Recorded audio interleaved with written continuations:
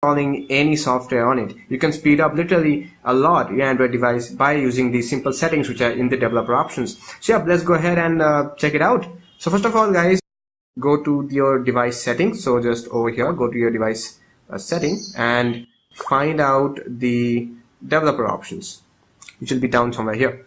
So here's the developer options in my device. Now if your device does not have a developer option over here, do not worry, go over to about devices and scroll down until you find the build number and tap on the build number 5 to 7 times and the developer options will be activated. So go back and you'll see the developer options on top of about devices. So let's open up the developer options. So let's just go down, and the things which will be tweaking around today will be these. These are the settings which will be tweaking around with today: the Windows animation scale, the transition animation scale, and the animation duration scale. Now do not worry, I'll explain these further in the video. Now these are basically the speed of your device animation and the way your device moves when you change from screen to screen. By default, it will be 1x.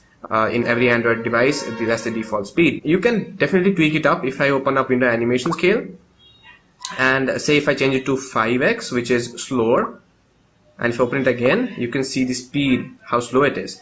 If I cancel it again, if I open it up again, I can see how slow that is. So if I change it to 0.5, and now you can see how snappy that is. It's very fast. Now the second one is transition animation scale.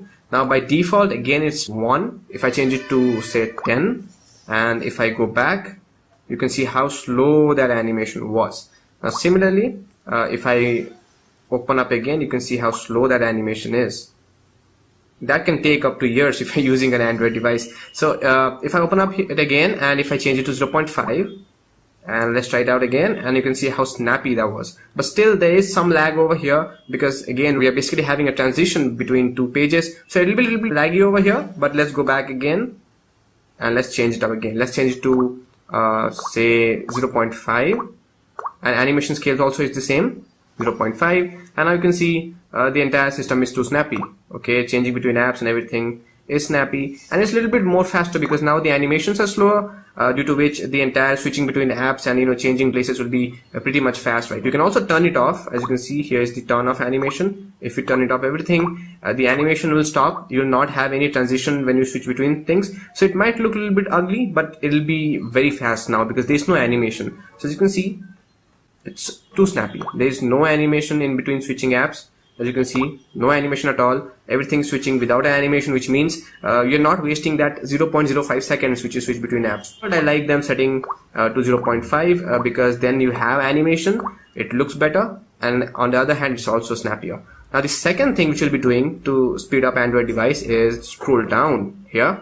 And over here, as you can see, once we reach to the app section over here, we have 3 settings, which is do not keep activities, limit background processes, and show ARN. Now I'll be using these both things over here. Now do not keep activities, this is turned off by default. Now if you turn it on, what will basically happen is that nothing will run in the background. As soon as you exit an app, that will be closed. Usually what happens with the Android operating system is when you exit an app, usually you do not have an exit button. We basically hit the home button over here to exit an app. And once you exit an app, it's still running in the background. As you can see over here, it's still running in the background. Similarly, games, apps, and everything, once you exit it, it's still running in the background. You'll have to enter the app drawer and then you have to scroll it to remove it. But if you hit on do not keep activities, what will basically happen is this apps will not run in the background, which can be good apps which will run in the background. Things like Facebook, WhatsApp, they will also close. They will not notify you. So yeah, if you're using games and other apps which you open, plug and play, and then you quit, this is very useful. But if you're using background apps like Facebook, WhatsApp, I'll not recommend using this. Second one, which is very useful, is limit background process.